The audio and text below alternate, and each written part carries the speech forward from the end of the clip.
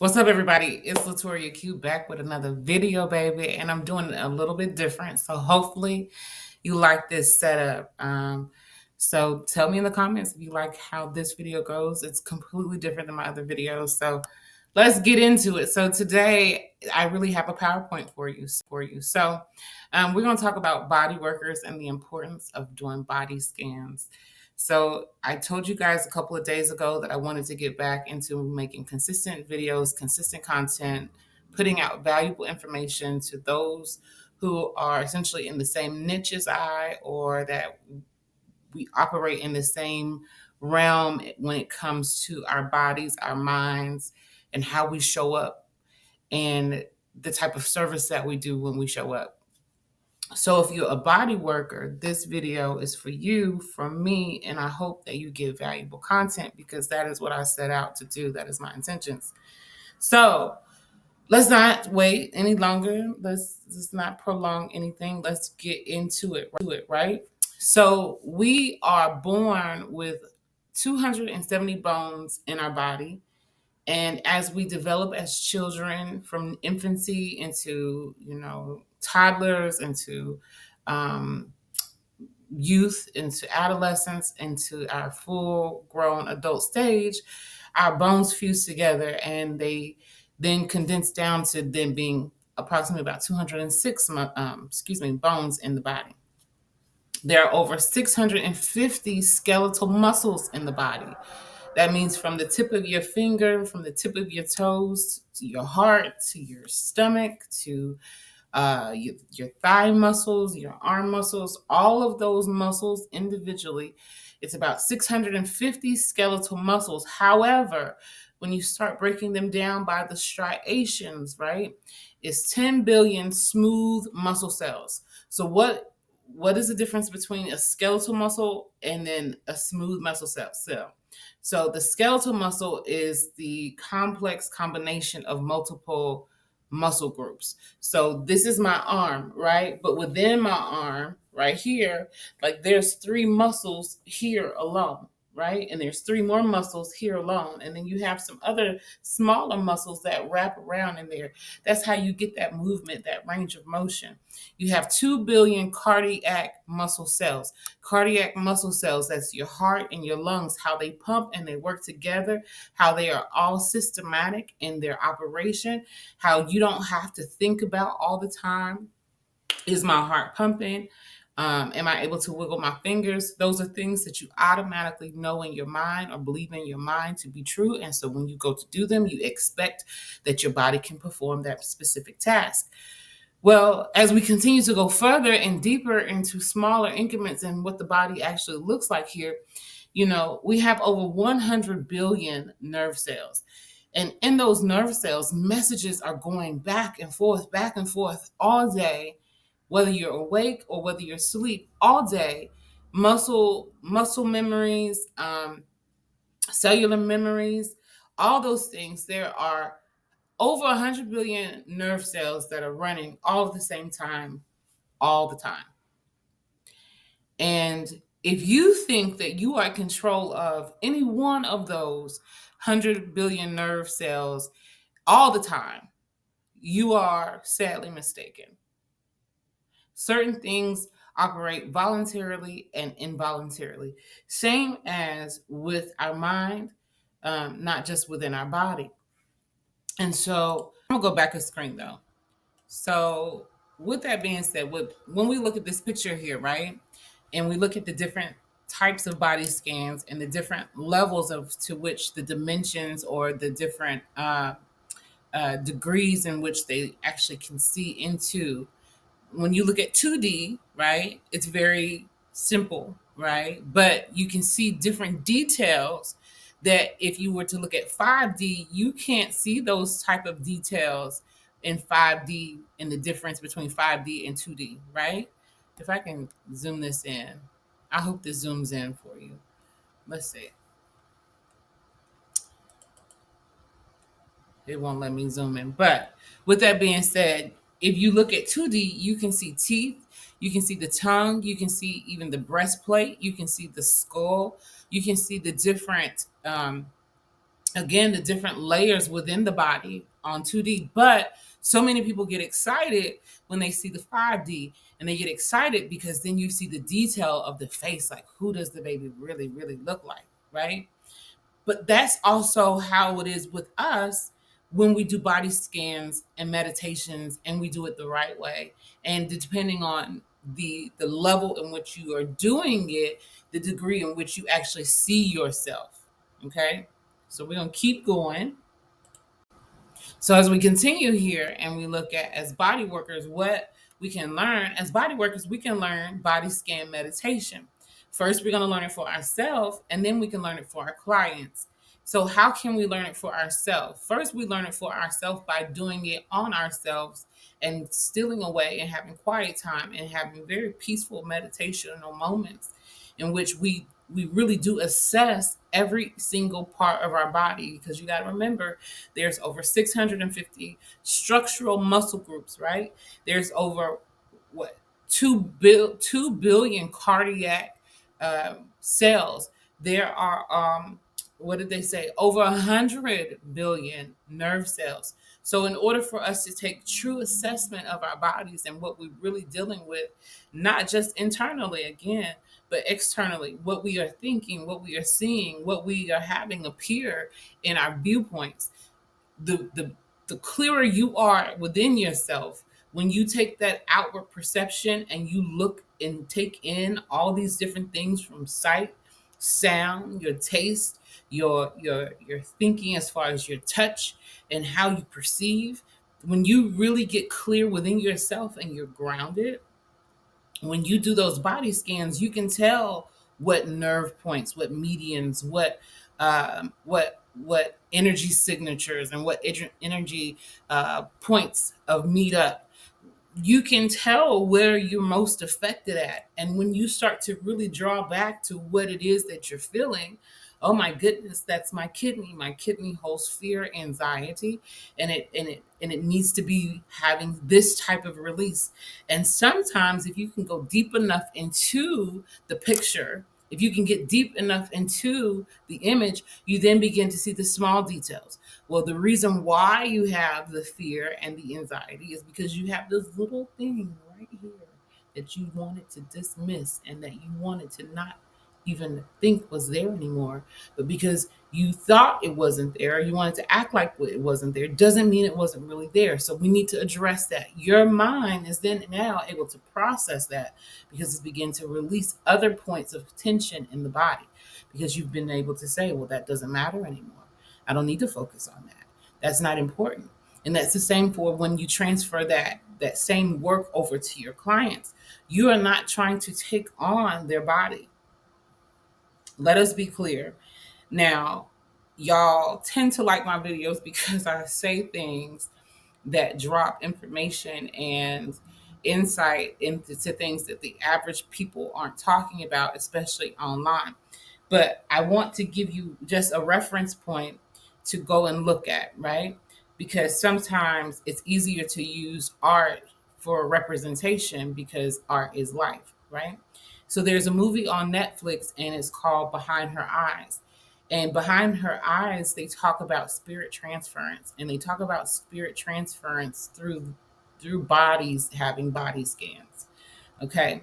And so I'm not going to go into the premise or even the details of the movie, but for you to have just an example, just for a quick view, okay? You don't have to go watch the series, but just to understand, right? Two people were laying next to each other and they were transferring their spirits. But in that body scan, they had to release everything in their body. And some people, the only way that they can actually release everything in their body is drugs. Sometimes the only way for people to release what's really going on in their body is alcohol or some form of medication for them to feel like they have cleared their mind. But in all actuality, they have just masked their issue. And so they are not able to take a true assessment of their pain. They're not able to take a true assessment of what they actually feel in the time that they feel in it. They are only able to talk about it or understand it when the masker or the drug or the alcohol or the sex or whatever it may be is eliminated. And that's a difficult thing when your body is addicted or your mind is addicted to something to mask what it really doesn't want to deal with. Okay? So first we deal with ourselves, because when we deal with ourselves, we then can understand how to help someone else.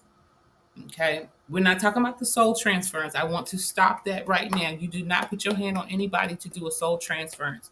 You do not want to take on anyone else's man. You don't want to take on anyone else's identity. You don't want to take on anyone else's strengths or weaknesses. You don't want to take on anyone else's paths, their goals, their ambitions, because it will require you to take on their mindset and to take on their trauma. And you do not want to get yourself caught up being a body worker, taking on another person's trauma from transference. I'm just telling you now. It is not something I would recommend. It is not something I would recommend. It is not something I would recommend. So when I talk to you about doing a body scan and body scan meditation, this body scan and body scan meditation is first for yourself.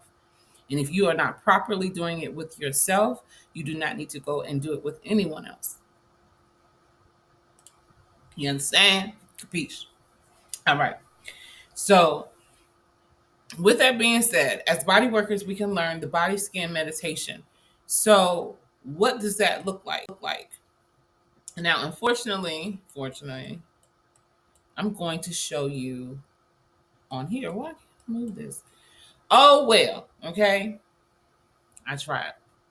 So doing a body scan, you can tap into your parasympathetic nervous system. And your parasympathetic nervous system is the nervous system that is, okay, with your spine here, okay, your spine and your brain, okay, that is your sympathetic nervous system. That is your central nervous system, okay? That is the operator of the actual machine. Everything is housed in your brain and in your spinal cord. Again, your brain and your spinal cord. If you don't have a brain and you don't have a spinal cord, I don't know where or how or what you think will keep you living. If you have a crushed brain or spinal cord, you are almost out of, just guaranteed to be out of here. So I will stand corrected if someone does not have a spine and they are alive and you can put them in front of me and they are a conscious speaking being. Other than that, we're going to roll with you cannot function without a brain and a spinal cord. Now, you can have a severed spinal cord, you can have a spinal cord injury, but you are not able to survive without an actual spinal cord. It houses too many nerves and it houses too much blood and it houses too much liquid for you to survive without it. So we're not going to go into you can survive without a spine, but that's not even the point. The point of it is there's a parasympathetic nervous system, and the parasympathetic nervous system is what derives off of the spine. And when it derives off of the spine, that means your shoulders, your arms, your rib cage, your organs, your legs, all those things operate on the parasympathetic nervous system. And doing body scans, we are wanting to affect and tap into the parasympathetic nervous system. Okay, it's going to help you to calm down and to address any immediate needs that you are feeling in that moment. And it allows you to have your mind and your body recalibrate itself. Okay, so it has not only the immediate benefits of you calming down, you getting control of your brain, you getting control of your breathing, you getting control of that parasympathetic nervous system, you're getting control of everything that really wants to run on high, but it's under the control of the central nervous system. That's the same as when you see a chicken get its head cut off and the body starts to flail around. Well, when you operate with your head and your mind not attached to your body, you essentially are walking out here like a chicken with its head cut off. You have to be in tune, divinely in tune with your mind and your body. And your mind and your body essentially is just being your central nervous system and your parasympathetic nervous system. Okay? You got in total control of your whole being. Because when you are in control of this vessel, you are in control of this vessel. And we can't talk about this vessel until we have this vessel under control. Y'all following? Next slide. We are just so busy that we're really not in tune with what's happening in our body.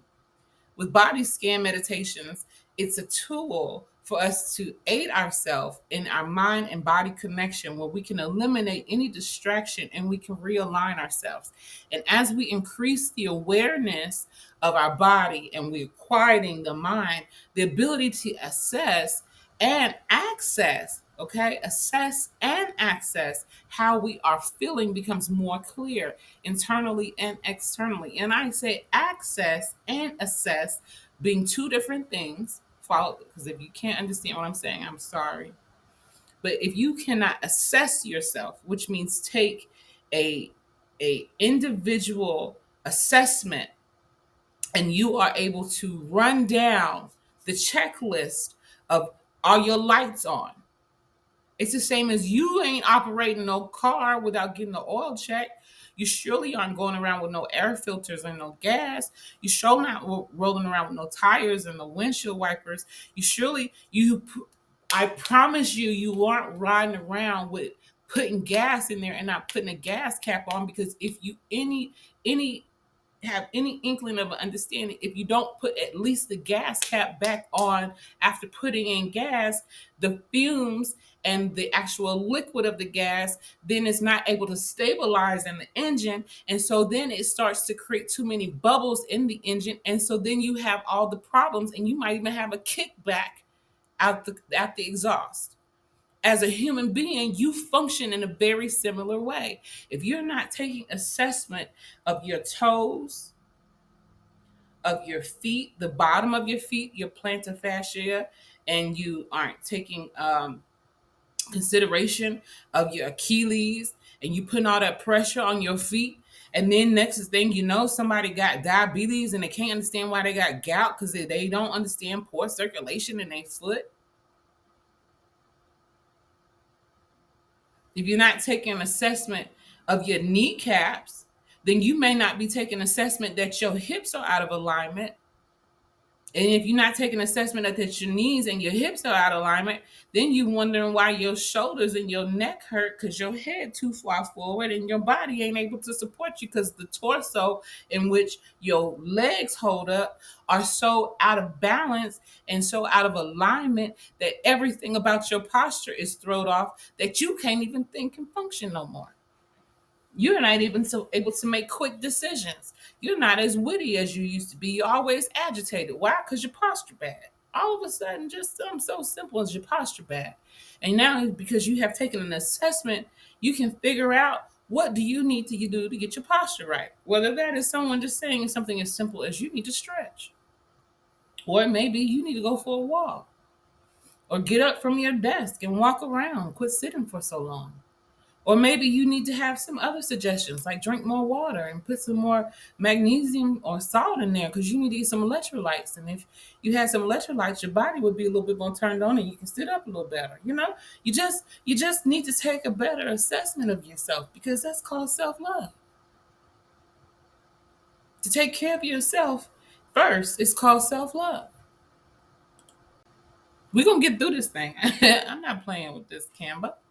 Anyway, we cannot secure anyone else's safety device before we secure our own. If you have caught a flight to any location, the first thing by FAA law that they have to tell you is that one, if you're going to sit in the exit row seats, you have to give a verbal and eye confirmation that you are able to handle that situation. Okay. So before you go touching on any people, you need to give yourself a confirmation verbally and perceptually that you can handle it. And one of the ways that you can do that is you can do body scans and body scan meditations on yourself. Okay. Now, the next thing that goes on when you get into the airport and get on a plane and they're getting ready to take you to somewhere so amazing, right? They're going to tell you before you attempt to put anyone else's face mask on, because the cabin will have to stabilize air pressure, right? You need to make sure your mask is on, because if the pressure changes suddenly and you don't have a mask on, you may be subjected to danger, fatality danger, while saving someone else's life. You can be a hero, but what good is it to be a hero if you cannot spend your reward? I'm just saying. But with that being said, you cannot put on anyone else's mask without putting yours on first.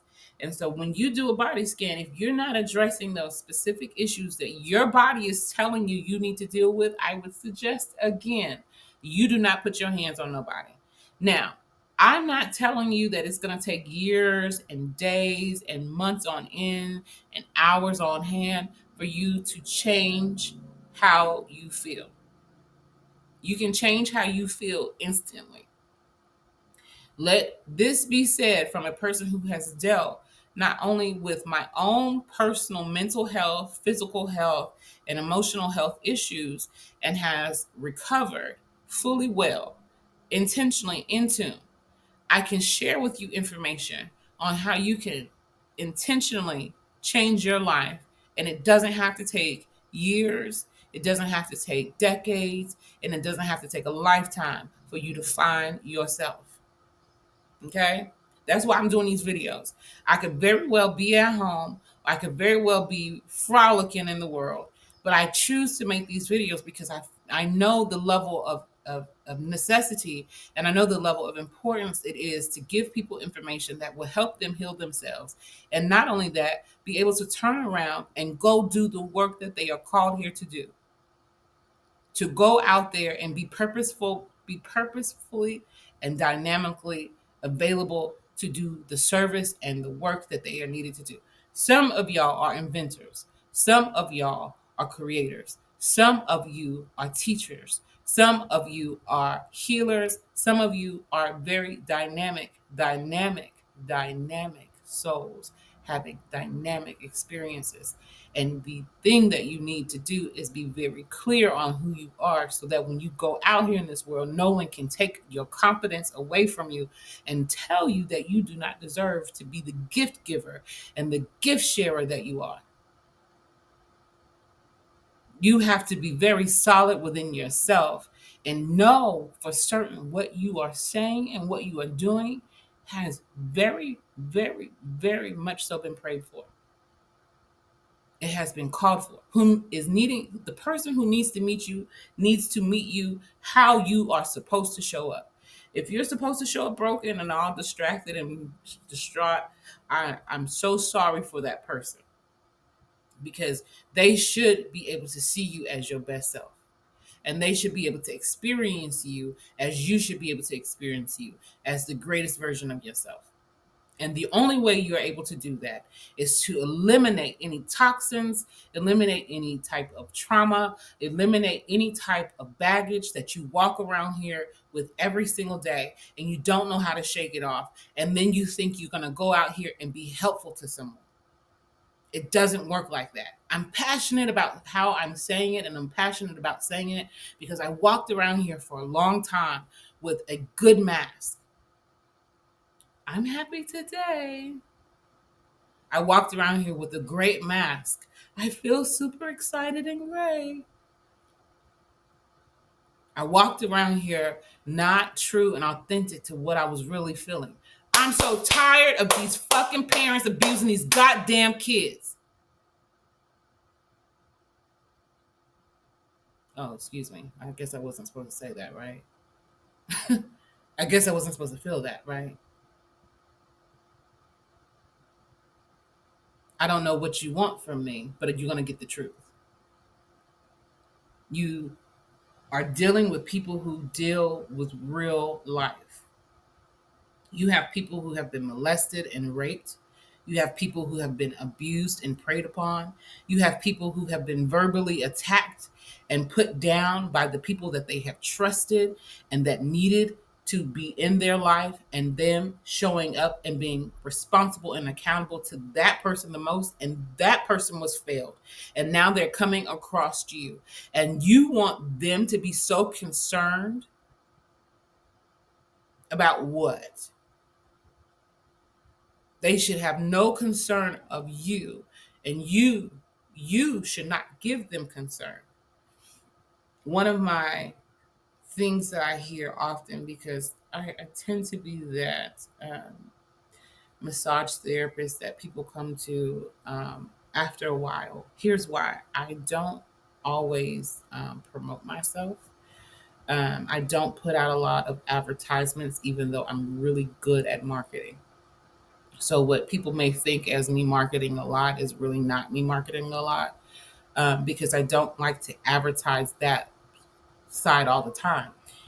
I take massage therapy and the ability to touch people, like physically touch people, very, very personal. And the reason why I do that is because for over 20 some years, over 2 decades, I worked within a space where I couldn't touch anybody, especially those who really needed hugs. Okay.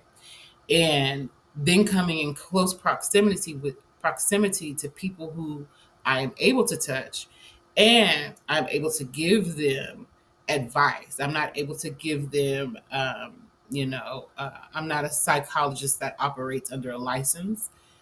So I'm a certified community psychologist at this time, but I'm not a licensed psychologist. So I don't do therapy in that way, but I can give human to human advice.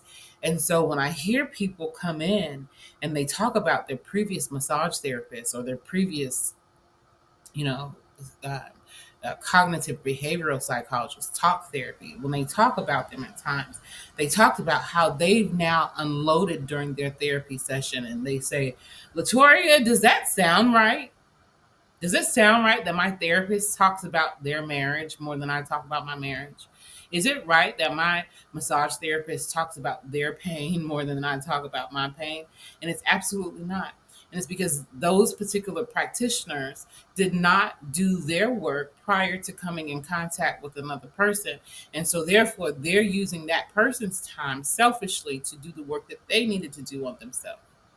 That's why it's important as body workers that you do body scans and body scan meditations in the privacy of your own space, and allow yourself to release and relax, to breathe and inhale, right? And allow yourself to release those tensions, release that toxin, release those frustrations, release those doubts and those fears and those things that keep you from your confidence. Release those things, and release those things that you can grow and you can elevate, and then you can see the transformation, not just in the revenue because more people will come to you, but you'll see the increase in how you interact with people. You'll see the increase in the relief that your people are going to feel as they walk out, because they're not having to relieve themselves of your shit and their shit. They're able to just relieve themselves of what they needed to relieve themselves in. You know, the last question that I typically ask all clients, and it's usually, well, I can't say the last question, but the last question I ask when my clients exit the room and they are getting ready to leave and check out, right? Did you get what you came to receive today? Did you get what you came to receive today? And most of them say, and more. Most of them say, yeah, I'm going to have a good cry in the car. And they just came in for a Swedish massage, or they came in for a deep tissue relaxation massage, or, something like that. But because of how I do body scans, first on myself and then on them, I can assess them, and I can access now. I can access now. They allow me to access these tender places within them now, because there's a level of trust. I'm not trying to work my shit out on them.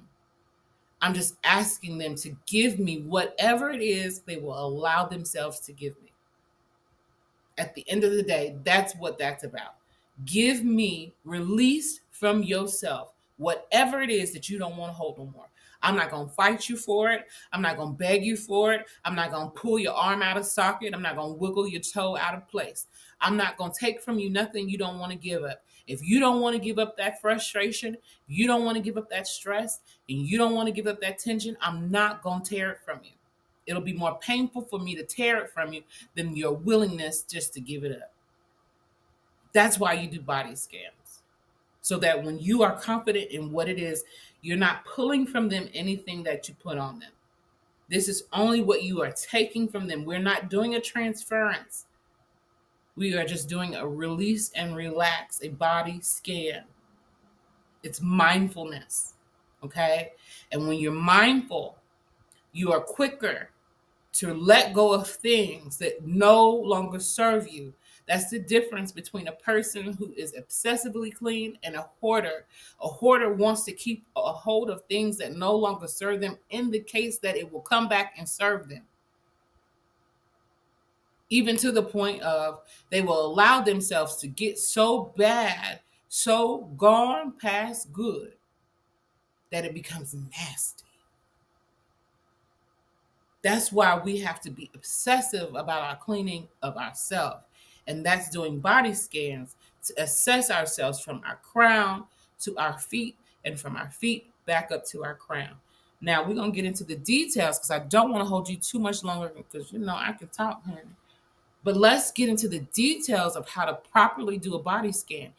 And if you're wanting to learn how to do body scans and you're wanting to learn how you can do body scans on your client, you want to go to my other channel, which is 535 Breathe and Heal. 535 Breathe and Heal. I'm going to put it up in there. Don't worry about it. I'm going to put it up. But 535 Breathe and Heal, where I started a channel where I want to share with you different forms of body scans, different forms of body scans for you to assess what you are really dealing with and letting it go. This is your time. Cat Williams said something at the beginning of this is the year truth. This is the year truth, baby. And the truth gonna come slapping everybody who ain't ready. However, if you ready, it's not gonna be a slap. It's gonna be, hey, baby, we here. But if you ain't ready for the truth, it hurt. But when you know the truth coming, you say, hey, I was built for it. Yeah, for real. This is the year truth, and this is what we're doing. This is what we're doing. We're letting go of all those things that don't do nothing for us no more. I understand why it's important to be in a position ready to help other people. But we will get to a place where there are certain things that we can't keep talking about no more. There are certain things that it's just no longer acceptable for us to have a conversation about it. I don't want to keep talking about the events that happened to me when I was 4, 5, 6, 7, 8, 9, 10 years old if it is not doing me any justice or any good. If it doesn't elevate me and help me be the matured woman that I ultimately became, if it doesn't help me in that, if I'm thinking about traumas and experience and thinking about things that don't elevate me, I don't really care about what my mama said or my daddy did. I really don't care. I don't care about that whooping I got in 3rd grade. Now, did I forget it? No. Did my behind forget it? I don't feel it. Now, did my mind forget it? No, because even in my 40s, I don't play with my daddy like that. Make sure you got your mask on. Make sure you got your mask on before you try to help somebody else with their mask. The same as, don't you get yourself a whooping for your brothers and sisters unless you know the real reason why you finna take that whooping. If you're protecting somebody, maybe you do got to be the first one to take the hit.